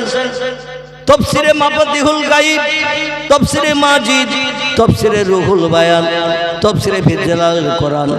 আল্লামা কুতুব রাহমাতুল্লাহ আলাইহি বিশ্ববিখ্যাত কোরআনের মুফাসসির তিনি তার কিতাবে লিখেছেন আল্লাহ পাক পৃথিবীতে অগণিত পয়গম্বর পাঠিয়েছিলেন মানুষকে হেদায়েত দিতে, সুপথ দেখাতে। ইহদিনাস সিরাতাল মুস্তাকিম। আল্লাহ আমাদের সোজা সরল পথ দেখাও। আল্লাহ বলছেন ওয়ানিবুদুনি হাযা সিরাতুম মুস্তাকিম। জোরে বলুন একটু আল্লাহু আকবার। ওয়ানিবুদুনি হাযা সিরাতুম মুস্তাকিম, আমার ইবাদত উপাসনা করো, এটাই হলো সোজা রাস্তা। আমরা কোরআনের সূরা ফাতিহা পড়ি না, ইহদিনাস সিরাতাল মুস্তাকিম। আল্লাহকে নামাজের তাকবীর তাহরিমা বেঁধে জবানে পড়ি, আল্লাহ সোজা সরল পথ দেখাও, বেঁকা পথ দেখিও না আল্লাহ, খারাপ পথ দেখিও না, জাহান্নামের রাস্তা আমাদের দেখিও না। আল্লাহ বলছেন ওয়ানিবুদুনি হাযা সিরাতুম মুস্তাকিম, সোজা সরল পথ নাম হলো আমার ইবাদত বন্দেগী করার পথ। জোরে বলুন সুবহানাল্লাহ। এই পথের পথিক যদি বলতে পারো, কোনো ব্যক্তির কাছে হাত পাততে হবে না সাহায্যের জন্য, আমি তোমাদের জন্য এনাফ, যথেষ্ট। জোরে বলুন একটু সুবহানাল্লাহ। কোরআনের ভিতরে আল্লাহ পাক কোন বর্ণনাকারী তাফসীরের কিতাবে লিখেছেন, পৃথিবীতে আল্লাহ পয়গম্বর পাঠিয়েছিলেন মানুষকে সুপথ দেখানোর জন্য, ভালো কাজের দিশারি বানানোর জন্য, মারামারি অশান্তি কাটাকাটি দুনিয়া থেকে মুছে দেওয়ার জন্য। পয়গম্বর পাঠিয়েছিলেন 1,00,000 মোতাবেক 2,24,000-এর মতো। কতটা বললাম? 1,00,000 মোতাবেক 2,24,000-এর মতো পয়গম্বর আল্লাহ পৃথিবীতে পাঠিয়েছিলেন মানুষকে সুপথ দেখানোর জন্য। আবার তাফসীরে ফিজিলাল কোরআনে আল্লামা কুতুব রহমাতুল্লাহ লিখছেন, এই 1,24,000 মতান্তরে 2,24,000, এতটা ডিফারেন্স হতে পারে না, বরং অগণিত পয়গম্বর বললে কোনো ভুল তথ্য প্রকাশ হবে না, অগণিত। এই জন্য তিনি বলছেন 1,00,000 মোতাবেক 2,00,000 না বলে অগণিত পয়গম্বর বললে কথাটা শ্রুতি মধুর সুন্দর হয়। জোরে বলেন সুবহানাল্লাহ। সব পয়গম্বরদের জীবনী খুব ভালো করে শুনবেন, সব পয়গম্বরদের জীবনী আল্লাহ কোরআনে যদি কম বেশি করে ভরে দিতেন, কোরআন এখন এই রকম মোটা কিনা একটু হ্যাঁ হু বলছেন না, ঘুমিয়ে পড়িয়েছেন বোধহয়, তাহলে কর্তৃপক্ষ চা দিতে বলবো যে চা খাওয়া অন্তত ঘুমিয়ে রেস্টটা কাটিয়ে দিক। কোরআন বর্তমানে এতটা মোটা, এতটা লম্বা, আবার ছোট আছে, আবার একটু বড় বড় অক্ষরে এতটা লম্বা আছে। এই কোরআনে পয়গম্বরদের জীবনী আল্লাহ কোট করেছেন ভালো মানুষ হিসাবে টোটাল 25 জনের। কজন বললাম? 25 জন পয়গম্বরের জীবনী আল্লাহ পছন্দ করে ভালোবেসে তাদের জীবন আদর্শ আল্লাহর কাছে প্রিয় হিসাবে পছন্দ করে কোরআনে তাদের জীবনী ঢুকিয়ে দিয়েছেন। কিন্তু এই 25 জন পয়গম্বর ছাড়া পৃথিবীতে আর পয়গম্বর ছিল না। সব পয়গম্বরের জীবনী যদি একটু কম কম করে কোরআনে আল্লাহ ঢুকিয়ে দিতেন 1,00,000 মোতাবেক অগণিত, তাহলে কোরআন শরীফ আর এইরকম মোটা থাকতো, এতটা লম্বা থাকতো? খুব ভালো করে বুঝবেন, কোরআন আমার 2 হাতে হয়তো কুলাবে না, কারণ আমি পেটে গুটে মানুষ, খুব বেশি হাত লম্বা করতে পারবো না। যা হাত লম্বা করলাম এতটা মনে করুন লম্বা। আর সব নবীর জীবনী আল্লাহ কোরআনে কম বেশি যদি ভরে দিতে পুরো হতো আমার 2 হাতের ভিতর থেকেও লম্বা, ঠিক কি না? কোরআন এত লম্বা, এত পুরো যদি হতো, কোন জায়গা থেকে পাঠতে গেলে 15 জন ডাকার দরকার হতো কিনা? কার হাত স্লিপ করে পড়িয়ে যদি যায় তাহলে তো সাদকা দিতে হবে। আরে ভারী কোরআনে সাদকা দিলে তো 3 বস্তা চাল হয়তো শেষ হয়ে যাবে, নুন শেষ হয়ে যাবে। এই জন্য কোরআন পড়ার জন্য লাগতো 15 জন, আবার কোরআনের তথ্য দেখে তুলতে লাগতো হয়তো 18 জন। কি ঠিক বললাম না ভুল বললাম? উপরে তুলতে হবে তাকিয়ায়, নিচে রাখা যাবে না, মানুষ হাঁটা চলা করে, কোরআন উপর দিয়ে পা চলে যেতে পারে। আল্লাহর কোরআনের মর্যাদা সম্মান দিতে হবে না? হবে না? এখন এই তুলতে গেলে 18 জন লাগতো, পাঠতে গেলে হয়তো 15 জন লাগতো। আল্লাহ বলে অত পয়গম্বরের জীবনী কোরআনে ভরে কোরআন বড় করব না, কোরআন মোটা করব না, কোরআন আমি সংক্ষেপ করে তোমাদের পড়ার জন্য পৃথিবীতে পাঠিয়েছি, কিয়ামত পর্যন্ত থাকবে। জোরে বলুন একটু সুবহানাল্লাহ। এই জন্য লক্ষাধিক পয়গম্বরের ভিতর থেকে ছাঁটাই করে বাছাই করে আল্লাহ পাক মাত্র 25 জন পয়গম্বরের জীবনী কোরআনে ভরে দিয়েছেন। টোটাল কোরআনে পয়গম্বরের নাম এসেছে 7-8 জনের। কজন বললাম? 7-8 জন পয়গম্বরের নাম এসেছে কোরআনে।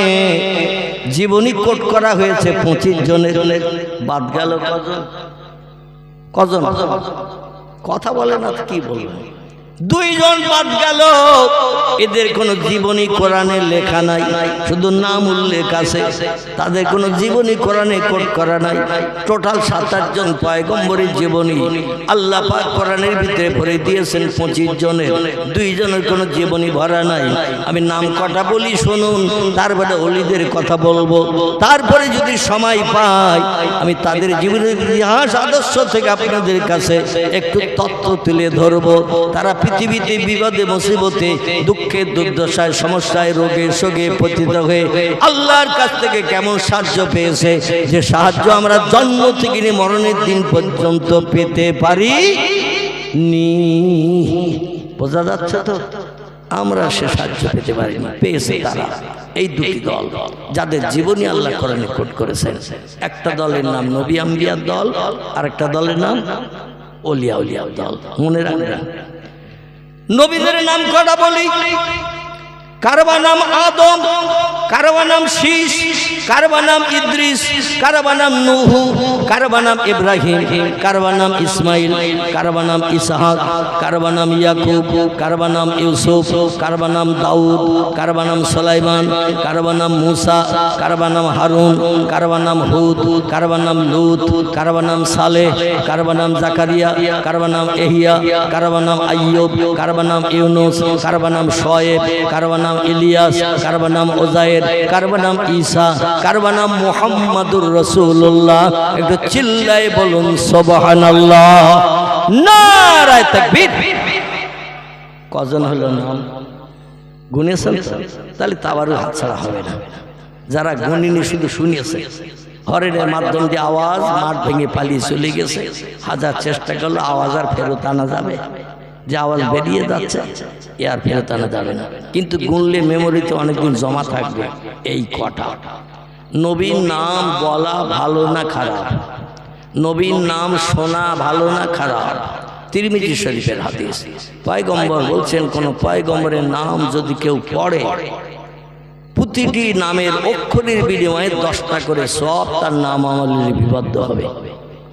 আবার যে লোকটি পয়গম্বরের নাম পড়ার কারণে শুনলো, সেও প্রতি অক্ষরের বিনিময়ে তারও নাম আমলে থলিতে আল্লাহ 10টা করে সওয়াব লিপিবদ্ধ করে দেবেন। আর একটু জোরে হবে না? আচ্ছা, এখন আমাদের নাম যদি পড়ি সব কটা করে হবে? কটা? বর্তমান আমাদের নাম মিন্টু, পিন্টু, নন্টু, ঝন্টু, লালটু, বল্টু, বাপি, বাপ্পা, বাবলু, বাচ্চু, ডবলু, বুলু, আকাশ। আছে না? আমি অপেক্ষা করছি কবে পাতাল নামটা লাগবে। আকাশ কোন দিকে? উপরে। এখন উপরে যখন আকাশ, তো নিচের নামটা তো রাখতে হবে পাতাল। অনেকের নাম আকাশ পাওয়া যায়, আমাদের ইন্ডিয়ায় খুব বেশি না পাওয়া গেল, বাংলাদেশে অধিকাংশ ছেলের নাম আকাশ রেখে দিয়েছে। আকাশ। আহারে, আল্লাহ নবী বলছেন ইসমি আউলাদুকুম কাইসমিল আম্বিয়া। ও আমার উম্মত মণ্ডলীরা, তোমরা শোনো, আল্লাহ যদি তোমাদের কোনো পুত্র সন্তান দান করে, ছেলেদের নামগুলো একটু পয়গম্বরদের নামের সঙ্গে মিলিয়ে রাখবে। আল্লাহ যদি তোমাদের কোনো কন্যা সন্তান দান করে, মেয়েদের নামগুলো একটু পয়গম্বরের বিবিদের নামের সঙ্গে মিলিয়ে রাখবে। চিল্লাই বলুন একটু সুবহানাল্লাহ। এখান থেকে 1450 বছর আগে মসজিদে নববীর ভিতরে পয়গম্বরের সাহাবীরা প্রতিবাদ করলেন, ইয়া রাসূলুল্লাহ, পয়গম্বরেরা তো ওল্ড মডেলের যুগের লোক। 4000 বছর আগে, 5000 বছর আগে, 10,000 বছর আগে এই পৃথিবীতে তারা এসেছিল, চলে গেছে, তাদের নাম নিশানা নাই।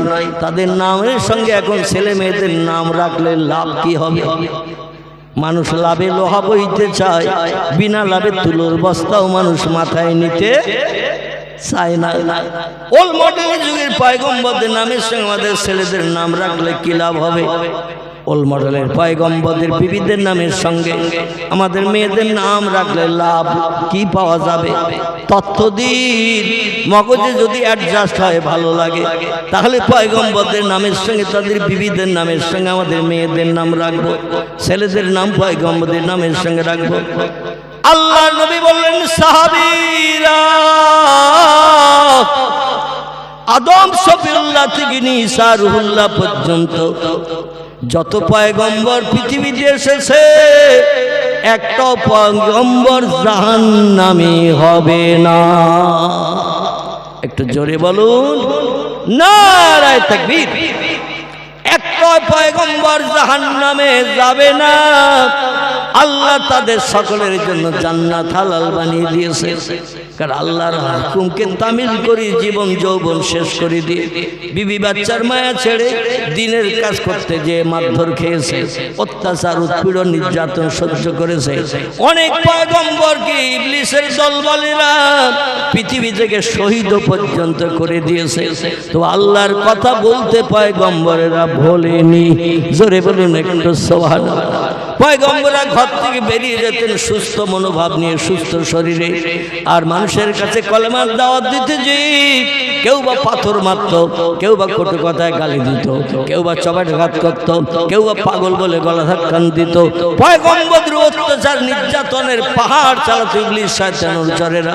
মারধর খেয়ে রক্ত পুলুত হয়ে ঘরে যখন ফিরে আসতো, তাদের বিবিরা দরজার গায়ে পিঠ লাগিয়ে বসে থাকতো। আমার স্বামী গেছে ভালো শরীর নিয়ে, কিন্তু কলেমার দাওয়াত দিয়ে তো ভালো শরীর নিয়ে ফিরবে না। দেশের মানুষ নীল চশমা চোখে দিয়েছে, ওরা ভালো জিনিস এখন পছন্দ করে না, খারাপটাই পছন্দ করে। কথাটা ঠিক না বল? পৃথিবীতে খতামাল্লাহু আলা কুলুবিহিম ওয়া আলা সামিহিম ওয়া আলা আবসারিহিম গিশাওয়াতু ওয়া লাহুম আযাবুন আযীম। জোরে বলুন আল্লাহু আকবার। আল্লাহ বলেন, আমার পয়গম্বরের দল, তোমাদের কাজ হলো দিনের দাওয়াত দেওয়া। দিনের দাওয়াতের কাজ তোমরা করো, কিন্তু কে কলেমা পড়বে, কে পড়বে না, কে ইসলামকে পছন্দ করবে, কে করবে না, ও দায়িত্ব হলো আমি আল্লাহ আমার। তোমাদের কাজ কলেমার কথা বলার, কে কলেমা মানবে, কে মানবে না, হেদায়েত কে প্রাপ্ত হবে, হেদায়েত কে পারবে না, ওটা আমি আল্লাহ আমার কুদরতি হাতে নিহিত। জোরে বলুন একটু সুবহানাল্লাহ। নবীর আপন চাচা নাম হলো তার আবু তালিব, নবীর আপন চাচা নাম হলো তার হযরতে আব্বাস রাদিয়াল্লাহু। এরা ইসলামের শুরুতে মক্কা নগরীতে নবীর সঙ্গে চরম দুশমনী করেছে। পাড়া প্রতিবেশী চাচা চাচা আবু জেহেল বিশ্ব নবীকে প্রতিদিন দুবার চারবার ঘর থেকে বেরিয়ে দেখতে পেত, কিন্তু এদের তকদীর মন্দ। খতামাল্লাহু আলা কুলুবিহিম, আল্লাহ অন্তরে মোহর মেরে দিয়েছে। চোখে ভালো জিনিস দেখে না, ভালো জিনিস কানে শোনে না, আল্লাহ কানে মোহর মেরে দিয়েছে। বিশ্ব নবী মুহাম্মদ রাসূলুল্লাহর মুখে একটানা 13 বছর কলেমার দাওয়াত মক্কা নগরীতে শোনার পরও আবু লাহাব কি কলেমা পড়েছিল? একটু কথা বলে। আবু তালেব কি কলেমা পড়েছিল? ওহদের যুদ্ধের পরে পয়গম্বর মক্কাবাসী অত্যাচার সহ্য করতে না পারার কারণে আল্লাহ রাতের বেলা হুকুম করলেন হিজরত করে চলে যাওয়ার জন্য।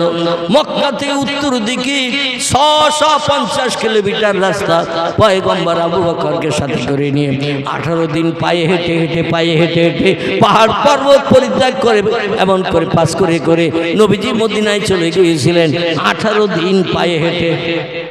কদিন বললাম? আমাদের যদি বলা হয় কলকাতা শহীদ মিনারে মুসলমানদের সমাবেশ হবে, মুসলমানদের আগামী পথ পরিদর্শনের জন্য, সেখানে আলেম ওলামারা বক্তব্য রাখবে, তবে যেতে হবে সব পায়ে হেঁটে মিছিল করি। কোথায়? ধর্মতলার ব্রিগেড প্যারেড গ্রাউন্ড কিংবা শহীদ মিনার ময়দান, যেখান থেকে এক্সপ্রেস বাসগুলো দুরন্ত বাসগুলো ছাড়ে। শহীদ মিনার দেখেছেন তো? ধর্মতলা এসপ্ল্যানেড ইস্ট, এখানে একটা মিনার আছে না, শহীদ মিনার। আচ্ছা, এর ধাপ কটা বলেন তো? শহীদ মিনারের ধাপ না জানলে তো আমি বলে দেবো, বলছি জানেন?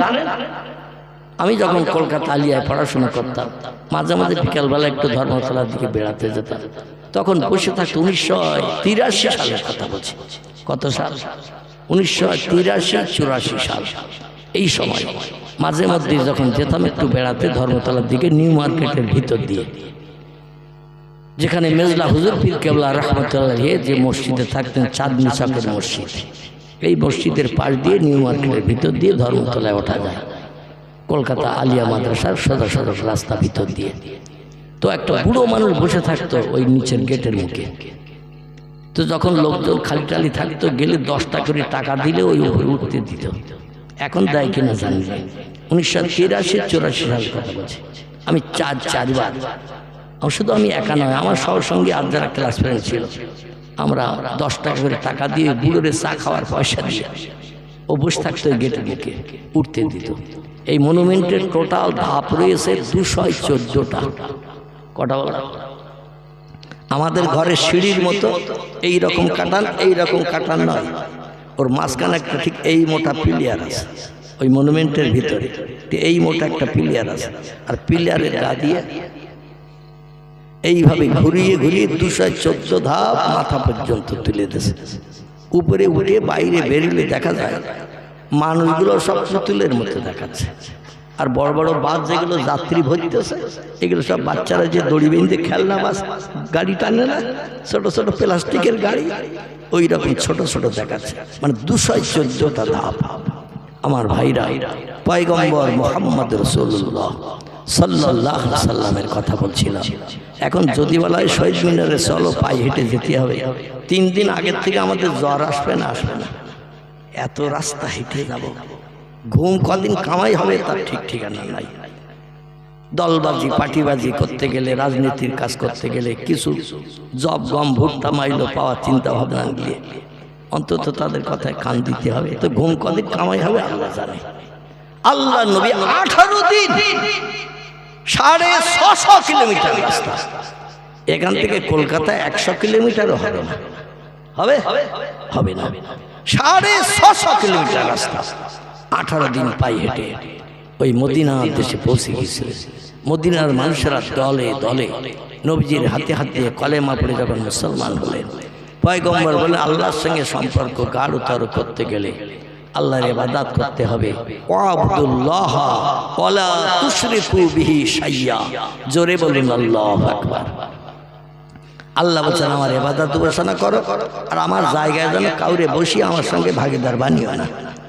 আমার ছেলে আছে, মেয়ে আছে, বউ আছে, বিবি আছে, বাচ্চা আছে, মা আছে, বাপ আছে, এরকম ধারণা যেন করিও না। কুল হুয়াল্লাহু আহাদ। এ হাবিব আপনার উম্মতদের জানিয়ে দিন, বেঈমানদের জানিয়ে দিন, আমার আল্লাহ হলেন একক, আল্লাহুস সামাদ, তিনি মুখাপেক্ষীহীন, জীবনে কারো কাছে সাহায্যের জন্য হাত পাতেন না। তিনি হলেন সর্বসময় অল ইন অল, লাম ইয়ালিদ, তার কোনো সন্তানাদি নাই, অলাম ইউলাদ, কারো পেটের থেকেও তিনি আমাদের মতো জন্মগ্রহণ করেন নাই। তিনি অতীতে ছিলেন একা, বর্তমানে আছেন একা, ভবিষ্যতেও বিবি বাচ্চা থাকবে তো নাকি? আল্লাহ ভবিষ্যতেও থাকবে একা। সেই আল্লাহরে আমরা না দেখে বিশ্বাস করি, তাই আমরা ঈমানদার। জোরে বলুন একটু সুবহানাল্লাহ। এই বিশ্বাসের কথা পয়গম্বররা জনগণের কাছে বলতেন, আর জনগণ ইবলিসের অনুচরগিরি করত, মাটি পাথরের প্রতিমারে পূজা করত, সূর্যরে পূজা করত, গাছকে পূজা করত, পাথরকে পূজা করত, স্রষ্টা বলে বান্ধব দিয়ে সেজদা করত তাদের কাছে। পয়গম্বররা ওর বিরুদ্ধে যেই বলতো, মার খাওয়া ছাড়া উপায় আছে? মার খেতেন, রক্ত প্লুত হয়ে যখন ঘরে ফিরতেন, স্ত্রীরা রাতের বেলা ঘুমাতেন না। জোরে বলেন সুবহানাল্লাহ। দরজায় এসে যেই টোকা মারতেন, সঙ্গে সঙ্গে দরজা খুলে দিয়ে বলতেন, মা হালুকা মা করো কি ইয়া জাউজি, প্রাণের স্বামী কেমন আছেন, সুস্থ আছেন, ভালো আছেন? সঙ্গে সঙ্গে চেহারাটা দেখিয়ে দিতেন। ছেঁড়া জামা কাপড়, রক্ত প্লুত সব অবস্থা, রক্ত গড়িয়ে গড়িয়ে সব জাম হয়ে গেছে। স্ত্রীরা কেঁদে কেঁদে চোখের পানিতে বুক ভাসাতেন আর বলতেন, ওরা তো মানবে না কলেমার কথা, পড়বে না কলেমার কথা, আপনার নেতৃত্বরা মানবে না, কেন জান? পয়গম্বরেরা বলতেন, বিবি রে, আল্লাহ আমাকে ওহী নাযিল করে পয়গম্বর বানিয়েছেন। নবী তাদের বলা হয়, জিবরিলের সঙ্গে যাদের সাক্ষাৎ হয়, দেখা হয়, এদের বলা হয় নবী।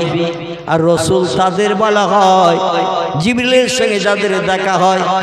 আবার আল্লাহর আসমানি কিতাব যারা পায়, এদের বলা হয় রসুল। নবী আর রসুলের ডিভারের পার্থক্য হলো এটা।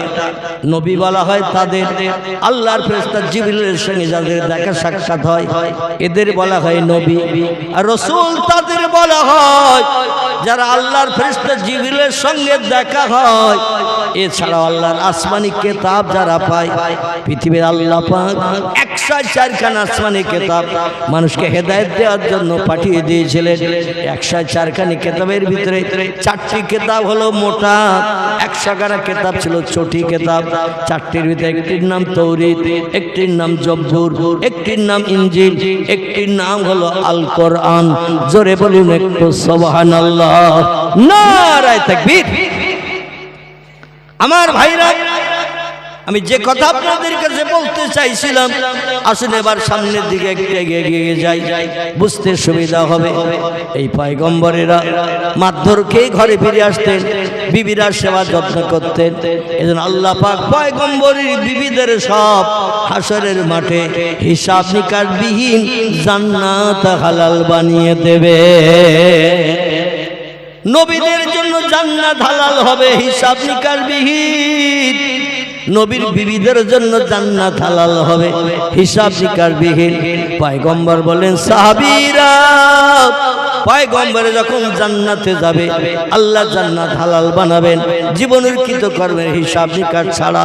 পয়গম্বর তখন আল্লাহর কাছে দাবি রেখে বলবে, আল্লাহ 4000 বছর আগে পৃথিবী থেকে বিদায় নিয়ে কবরস্থ হয়েছিলাম, 5000 বছর আগে দুনিয়া থেকে মৃত্যুবরণ করে কবরে কবরস্থ হয়েছিলাম, আর অমুক রাঘবপুর গ্রামের একজন ছেলে আমার নামের সঙ্গে নাম রেখেছিল ইসমাইল, আমার নামের সঙ্গে নাম রেখেছিল ইব্রাহিম, আমার নামের সঙ্গে নাম রেখেছিল ইয়াকুব, আমার নামের সঙ্গে নাম রেখেছিল ইউসুফ, আমার নামের সঙ্গে নাম রেখেছিল মুসা, আমার নামের সঙ্গে নাম রেখেছিল সুলাইমান।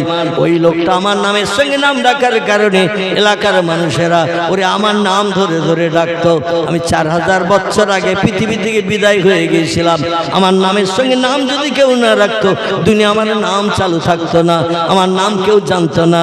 একটা লোক আমার নামের সঙ্গে নাম রাখার কারণে পাড়া প্রতিবেশী আমার নাম ধরে ধরে ডেকেছে, কিয়ামত পর্যন্ত আমার নাম পৃথিবীতে চালু রেখেছে ওই লোকটি।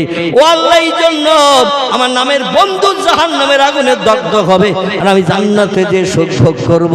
আমি আল্লাহটা পছন্দ করি না, পছন্দ করি না। আমার সঙ্গে আমার নামের বন্ধুকেও জান্নাতে যেতে দিতে হবে। আল্লাহ 99টি নামের ভিতরে 2টি নাম হলো গুণবাচক নাম। কটি বললাম? আল্লাহ রহমান, রহিম, গফফার, করিম, সাত্তার, জব্বার, কাহার, আওয়াল, আখির, জাহির, বাতিন, লতিফ থেকে শুরু করে 99টি নাম এসেছে কোরআনের ভিতরে আমাদের মালিক আল্লাহ। এই 99টি নামের ভিতরে 2টি নাম হলো সবথেকে সম্মানীয় গুণবাচক নাম। তফসিরে ফিজালাল কোরআনের ভিতরে আল্লামা কুতুব রাহমাতুল্লাহ তত্ত্ব লিপিবদ্ধ করেছেন। তফসিরে ইবনে কাসিরের ভিতরে এই তত্ত্ব লিপিবদ্ধ হয়েছে। তফসিরে মারফুল কোরআন বাংলা ভাষায় রচিত হয়েছে। এই পাকিস্তানের লেখক এই তফসির পড়লেও আপনি পেয়ে যাবেন। আল্লাহ পাকের 99টি নামের ভিতরে 2টি নাম হলো সবথেকে দামি গুণবাচক মর্যাদাপূর্ণ নাম। একটি নাম হলো রহমান, একটি নাম হলো রহিম। জোরে বলুন একটু, আর একটু জোরে বলুন। এ নাম দুটো খুঁজলে কোথায় পাওয়া যাবে? রহমান আর রহিম এ নাম দুটো এক জায়গায় আছে, টপ করে বলতে পারবেন কেউ? আলহামদুলিল্লাহ, আলহামদুলিল্লাহ। এই নাম দুটো উম্মুল কোরআন যাকে বলা হয়, সূরাতুল ফাতিহা। লা সালাতা লে ফাতিহাতিল কিতাব। সূরা ফাতিহা না পড়লে নামাজ কারো হবে না। জোরে বলুন সুবহানাল্লাহ। যে কোনো রাকাত নামাজ পড়তে গেলে সূরা ফাতিহা মাস্ট পড়তে হবে। এই সূরা ফাতিহা 2 নম্বর সেন্টেন্স। ক নম্বর বললাম? 2 নম্বর সেন্টেন্সে আল্লাহ দুটো নাম একসঙ্গে লিখে দিয়ে একটা বাক্য গঠন করেছেন। একটু পড়ি শোনেন, আছে কিনা দেখেন। বিসমিল্লাহির রহমানির রহিম। আলহামদুলিল্লাহি রাব্বিল আলামিন। সেন্টেন্স শেষ। 2 নম্বরের সেন্টেন্স হলো আর রহমানির রহিম। আছে না নাই? কি কোরআনে নিয়ে আবার দেখাতে হবে নাকি? সকলে মুখস্থ আসতে তো নাকি? সূরা ফাতিহা যে লোক মূর্খ তার মুখস্থ, যে লোক শিক্ষিত তার মুখস্থ। যে নামাজ পড়ে তার তো মেয়েদের মগজে একেবারে অ্যাডজাস্ট হয়ে গিয়েছে। কারণ ইমাম সাহেব 5 ওয়াক্ত নামাজ পড়ায়, 3 ওয়াক্ত সম্ভবত কেরাত করে সূরা ফাতিহা পড়ে নাকি? 3 ওয়াক্ত কি বলেন তো? আলহামদুলিল্লাহ। 3 ওয়াক্ত কেরাত মুসল্লিদের ইমাম সাহেবের মুখে শোনার সুযোগ হয়। একটা হলো ফজরের সময়, একটা হলো মাগরিবের সময়, একটা হলো এশার সময়, আর 2 ওয়াক্ত আছে যোহর আর আসর। ইমাম সাহেব কি পড়তেছে সাপে কাটা মন্ত্রের মতো আমরা কিছু শুনতে পাই। কি আল্লাহ বলছেন অরকাউ মার রাকিন ওয়াসজুদু মাস সাজিদিন। ইমাম কি পড়তেছে তোমার দেখার দরকার নাই, শোনার প্রয়োজন নাই। ইমাম রুকুতে যদি যায় তুমিও রুকুতে যাও, ইমাম যদি সেজদায় যায় তুমিও সেজদায় যাও, ইমাম যদি ডাইনে বামে সালাম ফিরায় তুমিও ডাইনে বামে সালাম ফিরাও। ইমামের নামাজ কবুল হয়ে গেলে মুক্তাদি তোমাদের সকলের নামাজ কবুল হয়ে গেল। জোরে বলে সুবহানাল্লাহ। আল্লাহ পাক 2 নম্বর সেন্টেন্সে বলছেন আর রহমানির রহিম।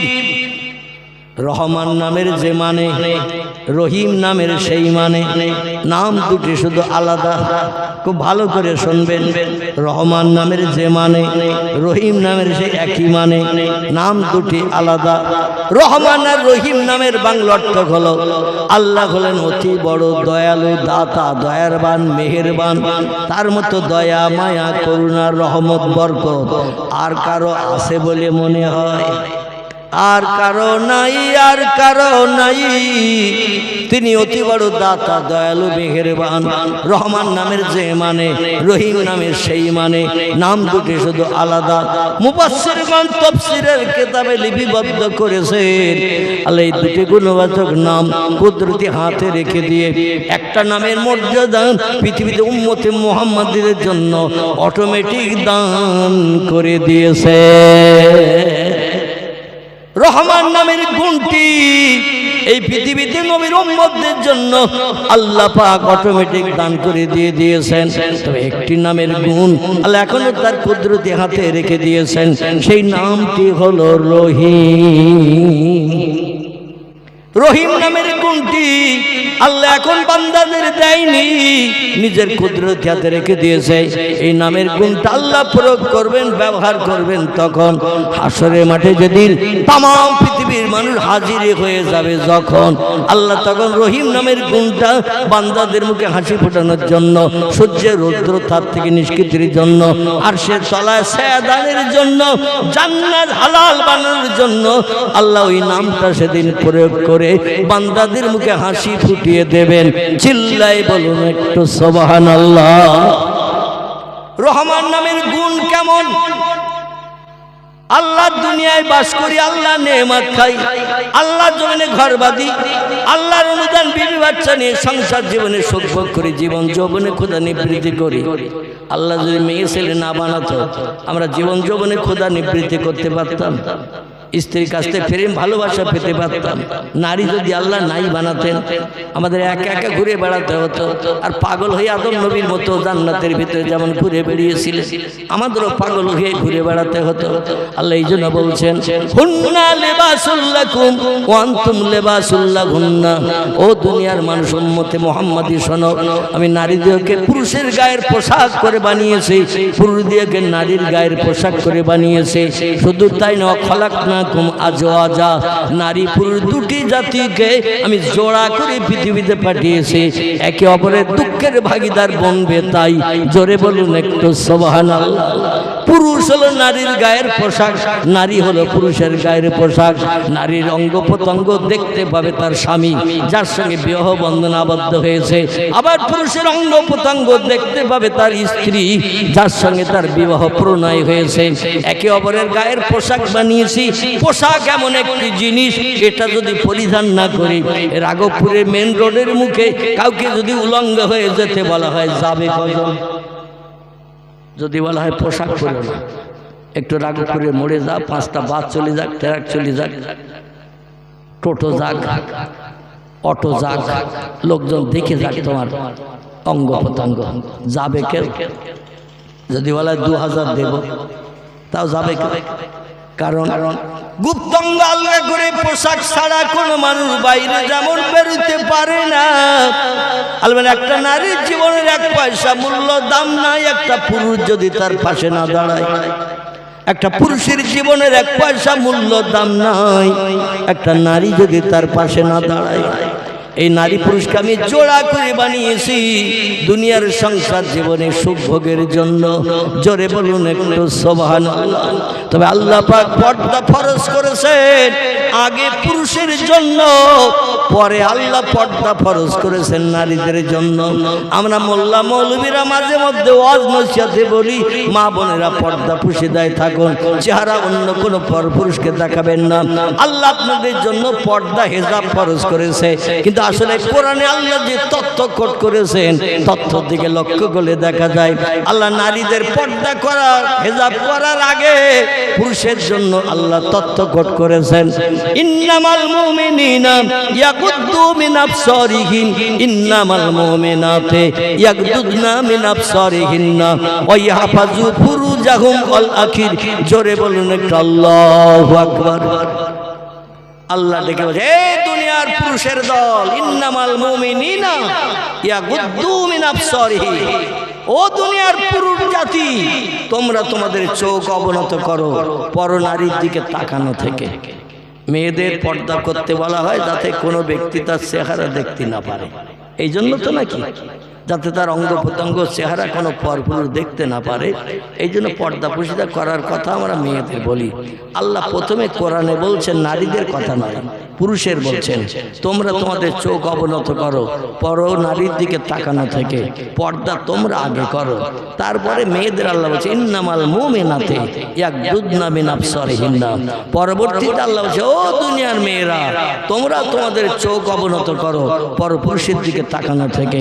এই জন্য পুরুষের জন্য যেমন পর্দা, নারীর জন্য তেমন পর্দা। আহারে আমার ভাইরা, আসলে এবার চলে আসি এই পৃথিবীতে নবীদের নামের সঙ্গে যারা নাম রাখবে, আল্লাহ পাকের পয়গম্বর হাসরের মাঠে বলেন, আল্লাহ আমার নামের বন্ধু অপরাধ করার কারণে, ভুল করার কারণে, গুনাহ করার কারণে জাহান্নামে ফেরেশতারা লোহার শিকলের দড়ি গলায় পরিয়ে হড়হড় করে টানতে নিয়ে যাচ্ছে গরু ছাগলের মতো। আর আমি জান্নাতে যে সুখ ভোগ করব, আমি ওটা পছন্দ করি না। আমার নামের সঙ্গে নাম রেখে দুনিয়া আমার নামের চালু রেখেছিল যে লোকটি, আমার নামের জারি রেখেছিল যে লোকটি, মানুষ আমার নাম ধরে ধরে তারে রেখেছে। আমার বন্ধু যদি আমার সঙ্গে জান্নাতে না যায়, আমি জান্নাতে ঢুকবো না। আল্লাহ বলল, লোকটা তো অপরাধী, মদ খেয়েছে, সুদ খেয়েছে, ব্যভিচারী করেছে, মিথ্যা কথা বলেছে, চুরি ডাকাতি ছিনতাই করেছে, গরিবের থেকে হক ফাঁকি দিয়ে খেয়েছে, কোন ব্যক্তির প্রাণ নাশ করে তার বিবি বাচ্চার বিধবা এতিম বানিয়ে দিয়েছে, ওই লোকটারে কি করে তুমি নিয়ে যাবে? আল্লাহর পয়গম্বর বলে, আল্লাহ জানি না আপনার নাম রহমান, আপনার নাম রহিম, আপনার নাম গফফার, আপনার নাম করিম, আপনার নাম হলো সাত্তারুল উয়ুব। আপনার কাজ হলো দোষ গোপন করা, অপরাধ ক্ষমা করা। আল্লাহ বান্দার পাপের দিকে তাকাবেন না। আমার সহসঙ্গী করে আমার নামের বন্ধুকে আমার সঙ্গে জান্নাতে দিতে হবে। আল্লাহ সেদিন রহিম নামের প্রয়োগ করে ইজ্জতটা দান করে জান্নাতি নবীদের সঙ্গে ওই নামের অপরিচিত বন্ধু অপরাধী ব্যক্তিকে আল্লাহ জান্নাত হালাল বানিয়ে দেবে।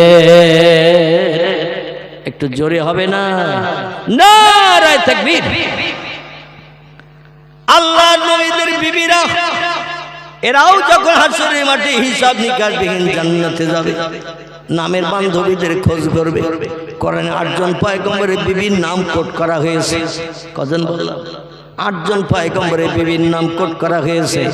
এই 8 জন পয়গম্বরের বিবিদের নামের সঙ্গে কোন ব্যক্তি যদি নাম রাখে, মরিয়ম নাম রাখে, এমন করে মুসা নবীর বিবি সফুরার নামের সঙ্গে নাম রাখে, মুসা নবীর বোন মরিয়ম ছিল তার নাম, তার নামের সঙ্গে যদি নাম রাখে, রাহিলা ইয়াকুব নবীর বিবির নাম ছিল, এই নামের সঙ্গে যদি নাম রাখে, আমার ভাইরা মুহাম্মদ রাসূলুল্লাহর বিবিগণ এদের নামের সঙ্গে যদি খাদিজা, আয়েশা, হাফসা, উম্মে সালমা, উম্মে হাবিবা, জায়নাব বিনতে জাহাশ, জায়নাব বিনতে খুজাইমা, সাউদা, সুফিয়া, মাইমুনা, জাওয়ারিয়া, মাবিয়া, কিপ্তিয়া, এই সমস্ত নামের সঙ্গে যদি নাম রাখা হয়, আল্লাহ পাক নামের ইজ্জতের খাতিরে অপরাধী বান্দীকেও জান্নাত হালাল বানিয়ে দেবে। একটু জোরে বলা যাবে না? নারায়ে তাকবীর।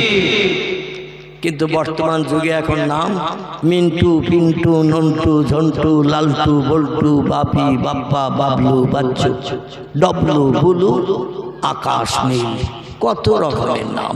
মেয়েদের নাম ওই রকম, ঝর্ণা, চম্পা, নাইস, বিউটি, ডলি, ফুলি। আবার নাম লিখেছে ইংরেজি মার্কার নাম আনলিকা। আছে না? আমার এলাকায় আছে, এদিকে হয়তো এখনো রাখতে পারিনি, একটু ডাউন এলাকা তো। শহর এলাকায় হোমিওপ্যাথি ওষুধের নামে মেয়েদের নাম আরনিকা। হোমিওপ্যাথি ওষুধ খাইয়ে দাও, সর্দি জ্বর সেরে যাবে। এত ভালো ভালো নাম থাকতে নাম সব এখন ওষুধের নামের সঙ্গে নাম রাখা হয়েছে। মডার্ন যুগের নিউ ফ্যাশনের নাম, চিল্লাই বলুন নাউজুবিল্লাহ। মুসলমানের ঘরে জন্মগ্রহণ করাটাই আমাদের বৃথা হয়ে গেছে। ইসলামী নাম রাখবেন, কারণ নবীদের নাম পড়লে প্রতি অক্ষরের বিনিময় যিনি পড়বেন তার নাম আমলের থলিতে 10টা সওয়াব জুটবে। যে লোকটি শুনবেন তার নাম আমলের থলিতে আল্লাহ 10টা সওয়াব জুটিয়ে দেবেন। জোরে বলুন একটু সুবহানাল্লাহ। আমার ভাইরা, আল্লাহ পাক যে 25 জন পয়গম্বরের জীবনী কোরআনের ভিতরে বলে দিয়েছেন, সব থেকে লম্বা জীবনী কোরআনে যার, এই লোকটার নাম কি বলতে পারবেন? যার জীবনী সব থেকে লম্বা, পারবেন কেন? আল্লাহু আকবার। এই লোকটির নাম হলো ইয়াকুব নবীর বেটা, নাম হলো তার হযরতে ইউসুফ। কোরআনের 12 পারায় আল্লাহ তার নামে একটা সূরা কোট করেছেন। সূরাটির নাম হলো সূরাতুল ইউসুফ। জোরে বলুন একটু সুবহানাল্লাহ। ইউসুফ নবীর জীবনী সব নবীদের থেকে আল্লাহ একটু লম্বা করে বর্ণনা করেছেন। আল্লাহ কোরআনে বলছেন, নাহানু নাকুসু আলাইকা আহসানাল কসাসে বিমা আওহাইনা ইলাইকা হাযাল কুরআন ওয়া ইন কুনতা মিন ক্বাবলিহি লামিনাল গাফিলিন। চিল্লাই বলুন আল্লাহু আকবার। কোরআনের 12 পারা। আল্লাহ বলেন, পূর্বে এই লোকটার সম্পর্কে তুমি কিছুই জানতে না, লামিনাল গাফিলিন, তুমি গাফিল ছিলে, অজ্ঞ ছিলে। আমি তার জীবনী জিবরিল আমিন মারফত তোমার কাছে বর্ণনা করছি। জীবনীটা শোনো। কোরআনে যত জীবনী বর্ণনা করা আছে, নাহানু নাকুসু আলাইকা আহসানাল কাসাস, সবচেয়ে উত্তম, সুন্দর এবং মনোপুত মনোরম জীবনী ইউসুফের জীবনী। জোরে বলুন একটু সুবহানাল্লাহ। এরপরে কোরআনে 2 জন পয়গম্বরের জীবনী ইউসুফের থেকে একটু শর্ট করে বানানো হয়েছে। একজনের নাম হযরতে ইব্রাহিম খলিলুল্লাহ, আর একজনের নাম হযরতে মুসা কালিমুল্লাহ। জোরে বলুন একটু সুবহানাল্লাহ। আমার ভাইরা, এই পয়গম্বরদের জীবনী একটু ফলো করতে হবে। আল্লাহ বলছেন, এই পয়গম্বরদের জীবনী ফলো করো, সে মতো আমল করো। পয়গম্বররা কি মিথ্যা কথা বলেছে? যত পয়গম্বর এসেছে তারা মিথ্যা কথা বলেছে? কেউ কারো গালে অন্যায়ভাবে চড় মেরেছে? একজন পয়গম্বর ন্যায় বিচার করতে যে একটা দেশের লোকের নাকের ডগা একটা ঘুষি মেরেছে, একজন পয়গম্বর। এই পয়গম্বরের নাম হলো মুসা ইবনে ইমরান। তার বাপের নাম ছিল ইমরান, ছেলেটার নাম ছিল মুসা। মুসার দলের লোকদের বলা হতো বনি ইসরাইল, আর ফেরাউনের দলের লোকদের নাম বলা হতো কিব্বতী। কি বলা হতো? আমি তফসিরের কথা বলছি, নানি দাদির গল্প করছি না আপনাদের কাছে। বুঝতে পারছি আপনাদের থলি বেড়ায় ভর্তি হবো ভাব, কিন্তু আরো একজন বক্তা এখনো আছে আমার পিছনে, তার তো কিছু তত্ত্ব শুনতে হবে নাকি, তার কিছু তত্ত্ব শুনতে হবে। আলহামদুলিল্লাহ বলতে বলতে এসে গেছে। একটু আমি বলবো একটা কথা, না কি বলবো সেটাকে শোনো, তুমি আগে থাকতে বললে তো হবে না। সেটা হলো এই, বাজারে যদি লাল শাকের তাড়ি, পুঁই শাকের তাড়ি, লাউ শাক, কুমড়ো শাকের তাড়ি যদি দাম একটু কম হয়, অনেকে দেখবেন কম দামে শাকের তাড়ি কিনে থলি ভর্তি করে নাই, শেষে আসে পটল বেগুন ঝিঙে উঠছে কেনারা জায়গা থলি পাওয়া যায় না। বলে সে বাড়িতে শুধু তরি তরকারি নিয়ে যেতে বলেছিল, আত্মীয় আপনজন এসেছে, কিন্তু সে শাক কিনতে কিনতে তো থলি ভর্তি। চালাক খরিদ্দার যে হবে, থলি ভর্তি হয়ে গেছে, মাল রাখার জায়গা নাই, পয়সা ফিরিয়ে আবার বাড়ি নিয়ে যাবে না, একটু চালাকি করতে হবে, থলির ডাং ধরে একটু ধাক্কা ধরে নিতে হবে। কি করতে হবে? থলির ডাং ধরে একটু ঝাঁকার মেরে নিতে হবে। ঝাঁকার মেরে নিলে 2-1 কেজি মাল আবার ঢোকানো যাবে না, জানে না। যেখানে যা খাত খত ছিল সব জায়গাগুলো সব ভর্তি হয়ে তলায় যাবে কিনা, 2-1 কেজি ঢোকানো যাবে। পরবর্তী বক্তা এসে গেছে, 2-1 কেজি জায়গা একটু ঝাঁকার মেরে নেন, নিলে ইনশাল্লাহ আর 2-1 কেজি মতো আপনারা কোরআন হাদিসের কথা থলির ভিতরে পুরি নিয়ে মরণের দিন পর্যন্ত আমল করে আল্লাহ আমাদের যেন কবরে যাওয়া তৌফিক দান করেন। সকলে বলেন আমিন, জোরে বলেন আমিন। দেখতে দেখতে কাটায় কাটায় আমার ঘড়িতে 11টা বেজে গেছে। আল্লাহ যদি 4 চক্ষের মিলন আবার কোনোদিন ঘটায়, সেদিন আবার কোরআন হাদিসের আলোকমালায় কিছু আলোচনা রাখা যাবে। ওমা আলাইনা ইল্লাল বালাগ, উচ্চ রবে প্রাণ ভরে মুহাব্বতে দরুদ শরীফ। তো আগের মতো পড়লে হবে না, এখন রাত বেরিয়ে যাচ্ছে, তো যত রাত বাড়বে ঘুম ঢোল ভাব হবে, অনীহা প্রকাশ হবে, ইবলিস শয়তান লাথি মেরে তাড়িয়ে দিতে হবে। নবীজির মহব্বতে জোরে দরুদ শরীফ পড়তে হবে। প্রয়োজনে বক্তা যদি নারায় তাকবীর দেয়, একটু জোরে আল্লাহু আকবার বলতে হবে। রাজি আছেন তো নাকি? যদি রাজি না থাকেন তো আমি কর্তৃপক্ষদের বলবো, যারা যারা জোরে আওয়াজ দেবে শেষের দিকে 2 প্যাকেট করে দেবে তাবারক। ক প্যাকেট বলা? 2 প্যাকেট করে দেবে। তাকবীরের আওয়াজ শেষ পর্যন্ত রাখতে হবে। ওমা আলাইনাল বালাগ, উচ্চ রবে প্রাণ ভরে দরুদ শরীফ। আল্লাহুম্মা